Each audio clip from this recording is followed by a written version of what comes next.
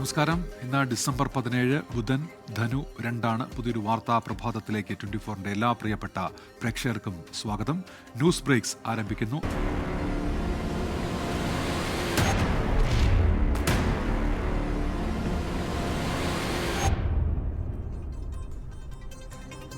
നമസ്കാരം. ഈ വാർത്താ ദിനത്തിലെ സമഗ്ര വിവരങ്ങളുമായി നമ്മുടെ പ്രതിനിധികൾ വിവിധ മേഖലകളിൽ നിന്ന് ചേരുകയാണ്. ഡൽഹിയിൽ നിന്ന് ബൽറാം നെടുങ്ങാടി, തിരുവനന്തപുരത്ത് നിന്ന് മനീഷ് മഹിബാൽ, കൊച്ചിയിൽ നിന്ന് ലാൽകൃഷ്ണൻ, കോഴിക്കോട് നിന്ന് സമീർ സി മുഹമ്മദ് ചേരും. ഒപ്പം ശ്രുതി തയ്യപ്പത്ത് വയനാട്ടിൽ നിന്നും ചേരും. ആദ്യം നമ്മൾ പോകുന്നത് ഡൽഹിയിലേക്കാണ്. ബൽറാം നെടുങ്ങാടി,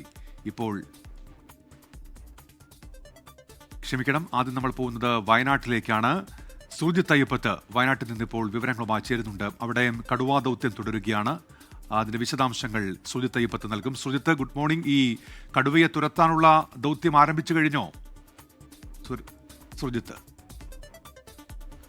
ഉന്മേഷ്, ഇന്നലെ മുതൽ തന്നെ കടുവ വനം വകുപ്പിന്റെ റഡാറിൽ നിന്ന് നഷ്ടപ്പെട്ടിരുന്നു. അതായത് തെർമൽ ഡ്രോൺ അടക്കമുള്ള വെച്ചാണ് നിരീക്ഷണം നടത്തിയത്. പക്ഷേ എരനല്ലൂർ മേഖലയിലും ചീക്കല്ലൂർ മേഖലയിലും മേച്ചേരിക്കുന്ന് മേഖലയിലും എല്ലാം തന്നെ പരിശോധന നടത്തിയെങ്കിലും അത് എവിടേക്കാണ് പോയതെന്നുള്ള കാര്യത്തിൽ വ്യക്തതയില്ല. തോട്ടം മേഖലയാണ്, കാപ്പി അടക്കമുള്ള തോട്ടങ്ങളുണ്ട്.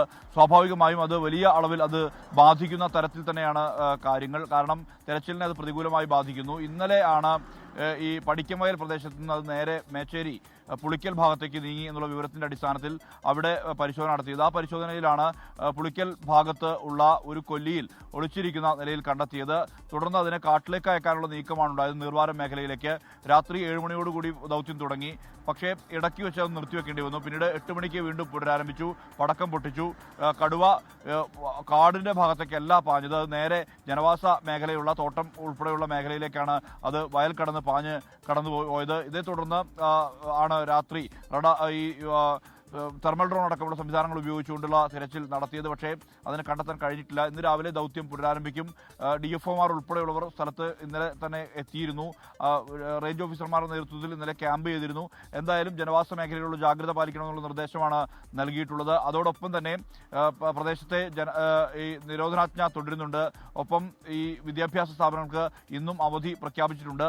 ഇന്നെങ്കിലും അതിനെ കാട് കയറ്റാനോ അല്ലെങ്കിൽ കൂട്ടിലാക്കാനോ മയക്കുവെടി വെക്കാനോ കഴിയേണ്ടതുണ്ട്. അത്തരം നടപടികളിലേക്ക് വനം വകുപ്പ് കടക്കുമെന്നുള്ളതാണ് നമുക്ക് ലഭ്യമാകുന്ന വിവരം. ഉന്മേഷ്. ശരി, സുജിത്ത് അയ്യപ്പത്താണ് വിവരങ്ങൾ നൽകിയത്.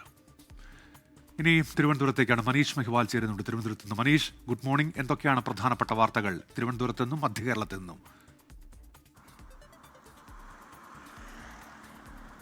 ഉന്മേഷ്, 3 പതിറ്റാണ്ടായി തുടരുന്ന IFFKയിൽ അസാധാരണമായ പ്രതിസന്ധിയായിരുന്നു ഉണ്ടായിരുന്നത്. 19 പലസ്തീൻ സിനിമകൾ ഉൾപ്പെടെ 19 സിനിമകൾക്കാണ് കേന്ദ്രം അനുമതി നിഷേധിച്ചത്. തുടർന്ന് ഇന്നലെ 4 സിനിമകൾക്ക് അനുമതി നൽകി. പക്ഷേ മുഴുവൻ സിനിമകളും ഇന്ന് മുതൽ പ്രദർശിപ്പിക്കുന്ന നിലപാടിലേക്ക് എത്തിയിരുന്നു. അത് മുഖ്യമന്ത്രിയാണ് ഇന്നലെ നിലപാട് വ്യക്തമാക്കിയത്. അതേ തുടർന്ന് സാംസ്കാരിക വകുപ്പ് നിലവിൽ ചലച്ചിത്ര അക്കാദമിക്ക് ഇത് സംബന്ധിച്ച് ഉത്തരവ് നൽകിയിട്ടുണ്ട്. ഏറ്റവും പ്രധാനപ്പെട്ട കാര്യം, ഇതിൽ കേന്ദ്ര ഇൻഫർമേഷൻ ആൻഡ് ബ്രോഡ്കാസ്റ്റ് മന്ത്രാലയമാണ് സെൻസർ ബോർഡ് ഇല്ലാത്ത സിനിമകൾക്ക് അനുമതി നൽകേണ്ടത്. പക്ഷേ ഇവിടെ 187 സിനിമകൾക്ക് അനുമതിക്ക് വേണ്ടി അപേക്ഷ നൽകിയതിൽ 168 സിനിമകൾക്ക് മാത്രമാണ് നിലവിൽ കേന്ദ്രം അനുമതി നൽകിയിരുന്നത്. അത് വൈകിയാണ് അപേക്ഷിച്ചതെന്നുള്ളൊരു ആരോപണം കേന്ദ്രം ഉന്നയിക്കുന്നുണ്ടെങ്കിലും അതല്ല, വർഗീയ നിലപാട് കേന്ദ്രത്തിന്റെ ഭാഗത്തുനിന്ന് ഉണ്ടാകുന്നുണ്ട് എന്നാണ് ഏറ്റവും പ്രധാനപ്പെട്ട മറു ആരോപണം സംസ്ഥാന സർക്കാർ ഉയർത്തുന്നത്. 3 പതിറ്റാണ്ടിന് മുൻപ് തുടങ്ങിയ IFFKയിൽ ഇങ്ങനെ ഒരു സംഭവം ഇതിന് മുൻപൊന്നും ഉണ്ടായിട്ടില്ല. ഏറ്റവും പ്രധാനപ്പെട്ട കാര്യം, ഈ ഷെഡ്യൂൾ ചെയ്ത സിനിമകൾ എങ്ങനെ വീണ്ടും, അതായത് നേരത്തെ ഷെഡ്യൂൾ ചെയ്ത സിനിമകൾ മുടങ്ങിയിട്ടുണ്ട്, അത്തരം സിനിമകൾക്ക് വീണ്ടും റീഷെഡ്യൂൾ ചെയ്യുമോ? ഒപ്പം തന്നെ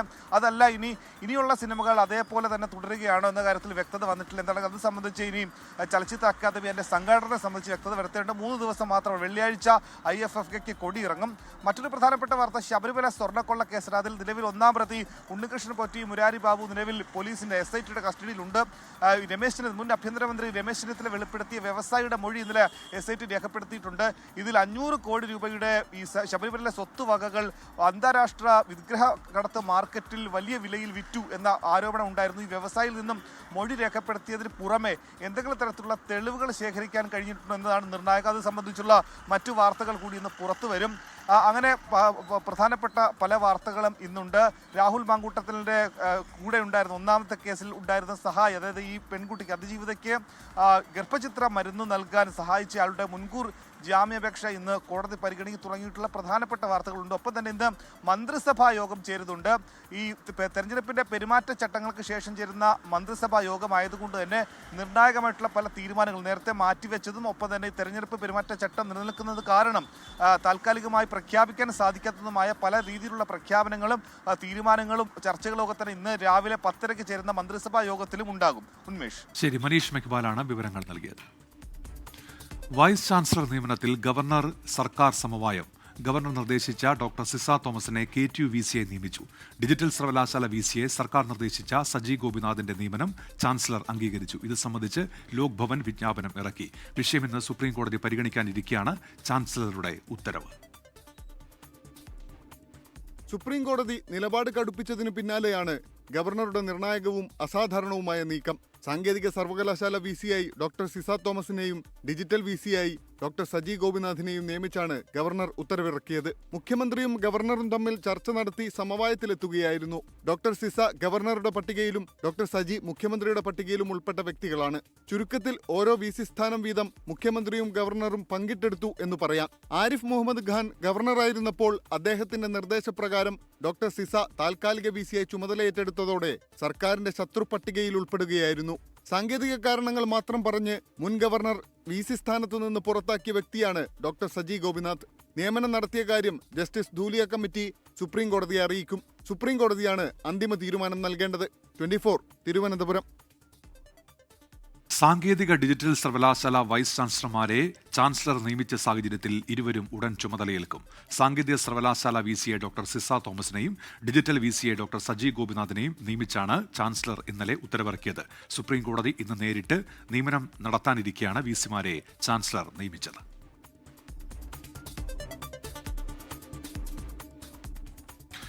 കടുത്ത പ്രതിപക്ഷ പ്രതിഷേധങ്ങൾക്കിടെ മഹാത്മാഗാന്ധി ദേശീയ തൊഴിലുറപ്പ് പദ്ധതി ഭേദഗതി ചെയ്തുള്ള G ബിൽ ഇന്ന് ലോക്സഭയിൽ ചർച്ചയ്ക്ക് വരും. കഴിഞ്ഞ ദിവസം ബിൽ അവതരണത്തെ പ്രതിപക്ഷം ശക്തമായി എതിർത്തിരുന്നു. രാഷ്ട്രപിതാവ് മഹാത്മാഗാന്ധിയുടെ പേര് ഒഴിവാക്കിയതിനൊപ്പം വേതനത്തിന്റെ 40% ബാധ്യത സംസ്ഥാനങ്ങൾക്ക് മേൽ കെട്ടിവെക്കുന്നതാണ് ബിൽ എന്നാണ് പ്രതിപക്ഷത്തിന്റെ പ്രധാന ആരോപണം. അതേസമയം തൊഴിൽ ദിനങ്ങൾ 100-ൽ നിന്നും 125 വർദ്ധിപ്പിച്ചു എന്നതാണ് സർക്കാർ മുന്നോട്ടുവെക്കുന്ന പ്രധാന ന്യായീകരണം. ബിൽ സംബന്ധിച്ച് സർക്കാർ ഇന്ന് ഇരുസഭകളിലെയും അംഗങ്ങൾക്ക് മുന്നിൽ വിശദീകരണം നൽകും. സഭ സമ്മേളിക്കുന്നതിന് മുൻപായി രാവിലെ 9:30 മുതൽ 10:30 വരെയാണ് ബിൽ വിശദീകരിക്കുക. അതേസമയം AICC അധ്യക്ഷൻ മല്ലികാർജ്ജുൻ ഖർഗെ ഇന്ന് രാവിലെ 9:30 മാധ്യമങ്ങളെ കാണും. പാർലമെന്റിൽ ഇന്ത്യ സഖ്യത്തിന്റെ നിലപാട് ഖർഗെ വിശദീകരിക്കും.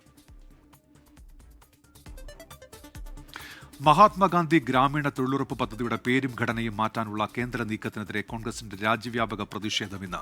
ജില്ലാ ആസ്ഥാനങ്ങളിൽ പ്രതിഷേധം നടക്കും. മഹാത്മാഗാന്ധിയുടെ പേരും മൂല്യങ്ങളും ഇല്ലാതാക്കാനാണ് കേന്ദ്ര നീക്കം എന്നാണ് കോൺഗ്രസിന്റെ ആരോപണം. കോൺഗ്രസ് സ്ഥാപക ദിനമായ ഡിസംബർ 28-ന് മഹാത്മാഗാന്ധിയുടെ ചിത്രങ്ങൾ ഉയർത്തി ബ്ലോക്ക് ജില്ലാ തലങ്ങളിലും പരിപാടികൾ സംഘടിപ്പിക്കും. പ്രധാനമന്ത്രി നരേന്ദ്രമോദി ഇന്ന് എത്യോപ്യൻ പാർലമെന്റിനെ അഭിസംബോധന ചെയ്യും. ത്രിരാഷ്ട്ര സന്ദർശനത്തിന്റെ ഭാഗമായി ഇന്നലെ എത്യോപ്യയിൽ എത്തിയ പ്രധാനമന്ത്രിയുമായി എത്യോപ്യൻ പ്രധാനമന്ത്രി ഡോക്ടർ അബിയ് അഹമ്മദ് കൂടിക്കാഴ്ച നടത്തി. ഇന്ത്യ എത്യോപ്യ ബന്ധത്തെ തന്ത്രപരമായ പങ്കാളിത്തത്തിന്റെ തലത്തിലേക്ക് ഉയർത്തുമെന്ന് ഇരു നേതാക്കളും വ്യക്തമാക്കി.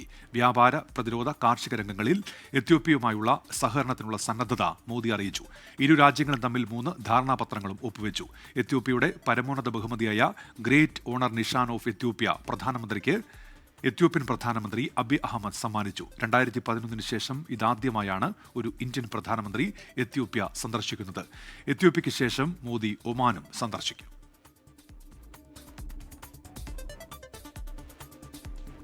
ഇനി കോഴിക്കോട്ടേക്കാണ് സമീർ സി മുഹമ്മദ് വിവരങ്ങളുമായി ഇപ്പോൾ ചേരുന്നുണ്ട്. കോഴിക്കോട് ഇന്ന് സമീർ, ഗുഡ് മോർണിംഗ്. എന്തൊക്കെയാണ് വടക്കൻ കേരളത്തിലെ പ്രധാനപ്പെട്ട വാർത്തകൾ ഇന്ന് സമീർ?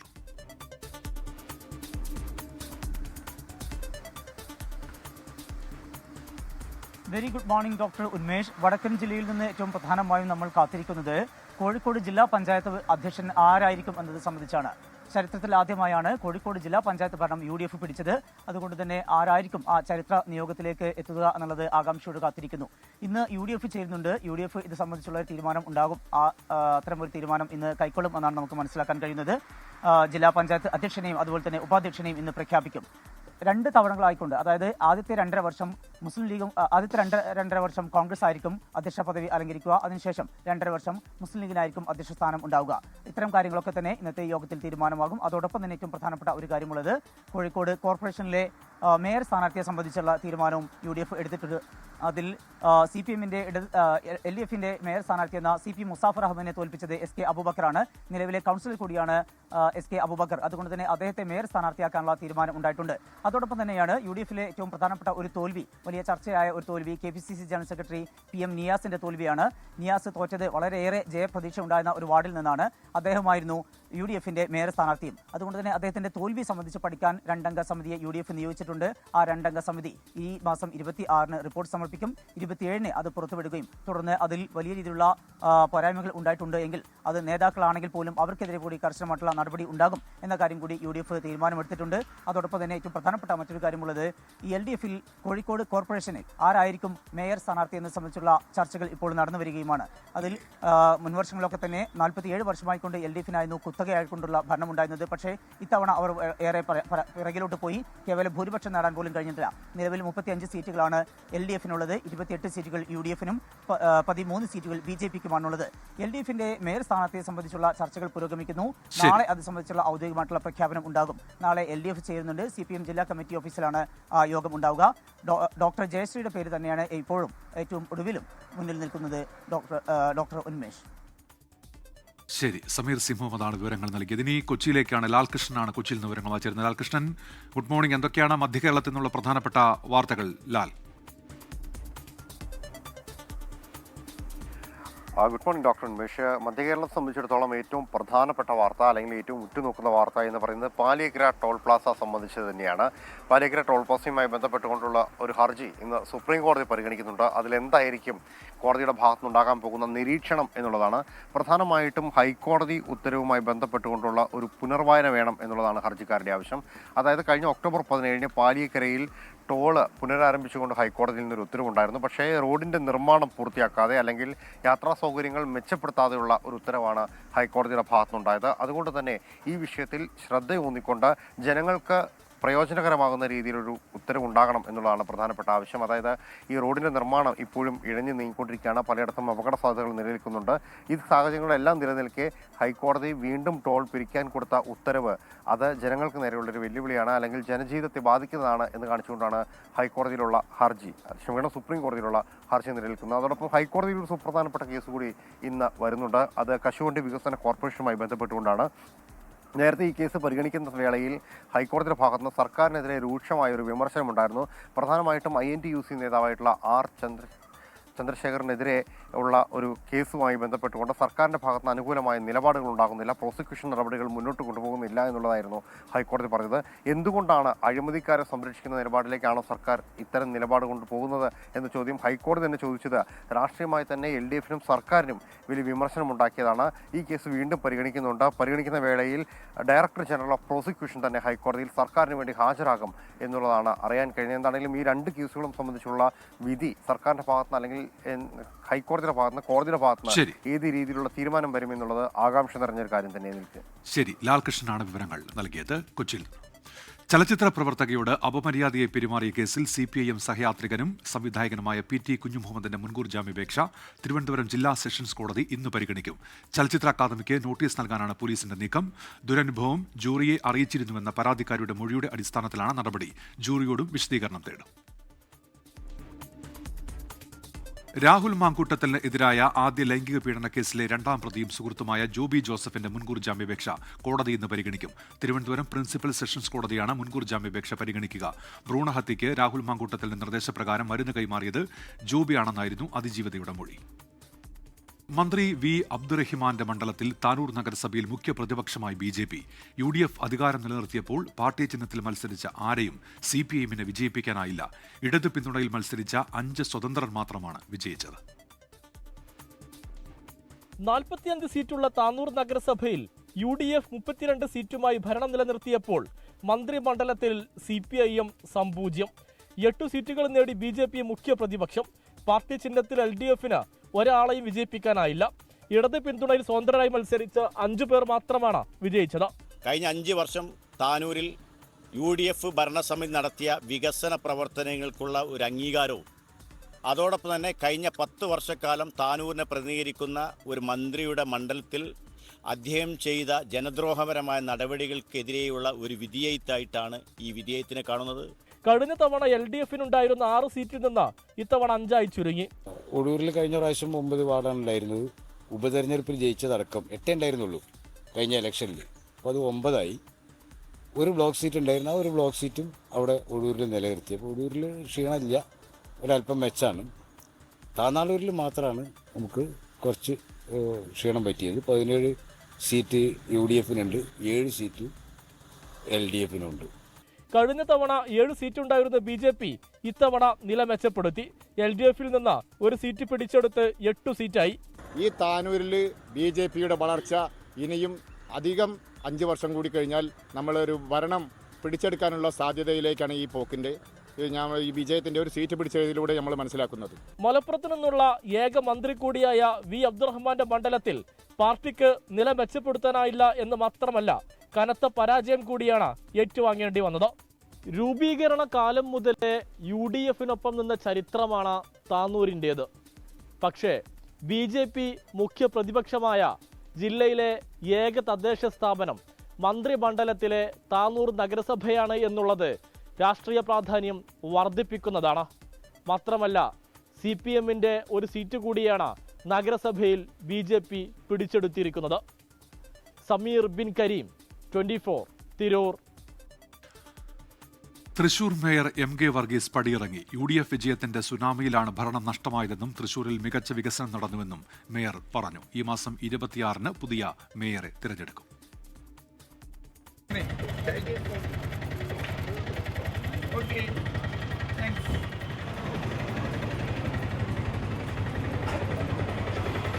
വിവാദങ്ങൾ ഏറെ കണ്ട 5 വർഷം. കോൺഗ്രസ് വിമതനായി മത്സരിച്ച MK വർഗീസിന്റെ പിന്തുണ നിർണായകമായതോടെയാണ് കൂടെ കൂട്ടി ഇടതുപക്ഷം ഭരണം പിടിച്ചത്. സുരേഷ് ഗോപിയെ പുകഴ്ത്തിയും ഇടതുപക്ഷത്തെ വെട്ടിലാക്കിയും തൃശൂർ മേയർ വാർത്തകളിൽ നിറഞ്ഞു. വികസനം കുറഞ്ഞതുകൊണ്ടല്ല ഭരണം നഷ്ടമായതെന്നും ഭരണവിരുദ്ധ വികാരമുണ്ടായിരുന്നുവെന്നും മേയർ. ഒരിക്കലും തന്നെ 5 വർഷം കഴിഞ്ഞാൽ ഭരണമാറ്റം ഇവിടെ ഉണ്ടാകാറുണ്ട്. കാലങ്ങളായിട്ട് ഇത് നടപ്പുള്ളതാണ്. അതിനകത്തെ ഇടതുപക്ഷമാണ് 2 വർഷം നിന്നത്. അപ്പോൾ ഒരു 3-ാമത്തെ വർഷം കേരളത്തിലെ ജനങ്ങൾ അത് ചിലപ്പോൾ ആഗ്രഹിച്ചിട്ടുണ്ടാവില്ല. അതെന്ന് ഞാൻ പ്രതീക്ഷിക്കുന്നത്. ആയിക്കൊണ്ട് ഇനി പുതിയ ആൾക്കാർ വരട്ടെ, ഇനി അവരുടെ കൂടി കേൾക്കട്ടെ, അവരെന്ത് ചെയ്യുന്നു നോക്കട്ടെ. അങ്ങനെയൊക്കെ ഉണ്ടായിരിക്കാം, അതിന്റെ പേരിലായിരിക്കാം. അടുത്ത നിയമസഭാ തെരഞ്ഞെടുപ്പിൽ BJP സ്ഥാനാർത്ഥിയായി ജില്ലയിൽ എവിടെയെങ്കിലും MK വർഗീസ് മത്സരിക്കുമെന്ന പ്രചാരണം ശക്തമാണ്. എന്നാൽ അതിന് മറുപടി പറയേണ്ട സമയം ഇതല്ല എന്ന് MK വർഗീസ്. അവിടേക്ക് നമ്മൾ എത്തിയിട്ടില്ലല്ലോ. ഇപ്പൊ തന്നെ ഞാൻ ഇവിടുന്ന് ഇറങ്ങിപ്പോവുക. അതായത് ഒരു 5 കൊല്ലത്തെ പ്രവർത്തനം കഴിഞ്ഞപ്പോൾ ഇവിടുന്ന് വിരമിക്കുകയാണ്. വാട്ട് ഈസ് ദ നെക്സ്റ്റ് എന്നുള്ളത് നമ്മൾ ആ സമയത്ത് നമ്മളോട് പറയും. ഇപ്പോഴല്ല. ഇപ്പൊ ഞാൻ ഇറങ്ങിപ്പോകാൻ വേണ്ടിയിട്ടാണ് ഞങ്ങൾ വിളിച്ചു കൂട്ടിയത്. മറ്റു വിഷയങ്ങളൊക്കെ നമുക്ക് പിന്നെ ഇനി ഇത്ര സമയം കിടക്കുന്നു. കോർപ്പറേഷൻ ഓഫീസിന് മുന്നിലെ ഗാന്ധി പ്രതിമയിൽ ഹാരാർപ്പണം നടത്തിയ ശേഷം ഓട്ടോറിക്ഷയിലാണ് മേയർ മടങ്ങിയത്. 24, തൃശൂർ. വയനാട് പനമരം ജനവാസ മേഖലയിൽ ഇറങ്ങിയ കടുവയെ മയക്കുവെടി വെച്ച് പിടികൂടും. പനമരം എരനല്ലൂർ ഭാഗത്താണ് കടുവയെ അവസാനം കണ്ടത്. പനമരം പ്രദേശത്ത് അതീവ ജാഗ്രത നിർദ്ദേശം നൽകിയിട്ടുണ്ട്. പ്രദേശത്തെ സ്കൂളുകൾക്ക് ഇന്ന് അവധിയാണ്. സുർജിത്ത് അയ്യപ്പത്ത് വയനാട്ടിൽ നിന്ന് വീണ്ടും ചേരുന്നുണ്ട് വിവരങ്ങളുമായി. സുർജിത്ത്, നിലവിൽ കടുവയെ ലൊക്കേറ്റ് ചെയ്യാൻ കഴിഞ്ഞിട്ടുണ്ടോ? ദൗത്യം തുടങ്ങിയോ? എന്തൊക്കെയാണ് വിവരങ്ങൾ സുർജിത്ത്?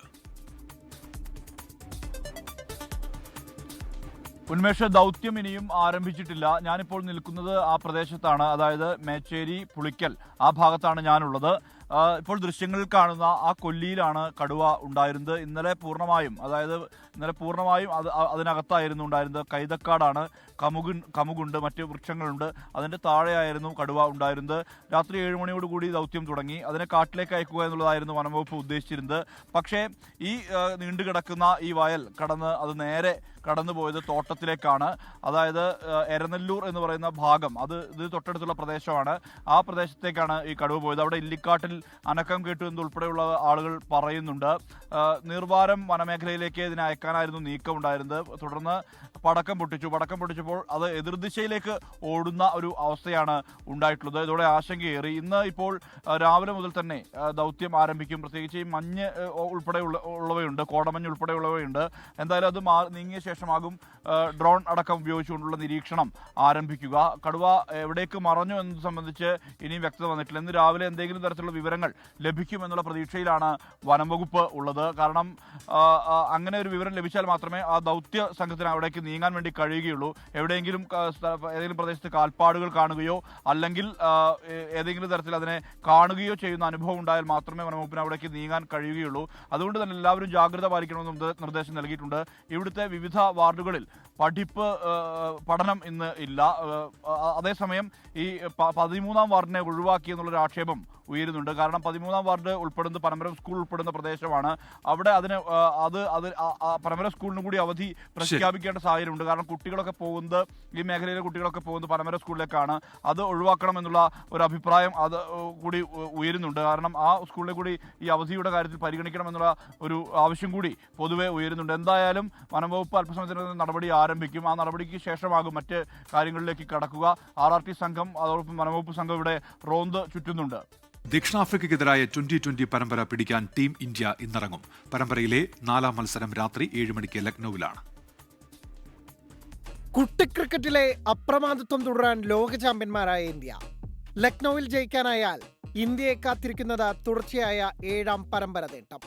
5 മത്സര പരമ്പരയിൽ 2-1 നിർണായക ലീഡുള്ള ഇന്ത്യ ഇക്കളി തന്നെ ജയിച്ച പരമ്പരയുടെ കാര്യത്തിൽ തീരുമാനമാക്കാനാണ് കളത്തിലെത്തുക. ഇന്ത്യ 1-ാം മത്സരത്തിൽ 101 റൺസിനും 3-ാം മത്സരത്തിൽ 7 വിക്കറ്റിനും ജയിച്ചപ്പോൾ ദക്ഷിണാഫ്രിക്ക 2-ാം കളിയിൽ 51 റൺസ് ജയം ആഘോഷിച്ചു. ബൌളർമാരുടെ ഉജ്ജ്വല പ്രകടനമാണ് ഇന്ത്യൻ ജയങ്ങൾക്ക് പിന്നിൽ. അഭിഷേക് ശർമ്മ ഒഴിച്ച ബാറ്റിംഗിൽ ആരെയും വിശ്വസിക്കാൻ കൊള്ളില്ല.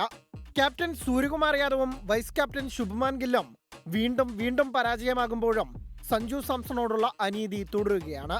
2020-ൽ 3 സെഞ്ചുറിയുള്ള സഞ്ജുവിനെ ഇന്നും കഴിഞ്ഞ 14 മത്സരങ്ങളിലും അർദ്ധ സെഞ്ചുറി പോലുമില്ലാത്ത ഗില്ലിന് വെള്ളം കൊടുക്കാനുള്ള ആളായി മാറ്റം ഗൗതം ഗംഭീർ. അതേസമയം പരമ്പരയിൽ ജീവൻ നിലനിർത്താൻ രണ്ടും കൽപ്പിച്ചിറങ്ങുകയാണ് ദക്ഷിണാഫ്രിക്ക. ബാറ്റർമാരുടെ സ്ഥിരതയില്ലായ്മയ്ക്ക് പരിഹാരമുണ്ടാക്കാനായാൽ പ്രോട്ടീസിന് കിരീട പോരാട്ടം അവസാന കളിയിലേക്ക് നീട്ടാനാകും. Sports desk 24.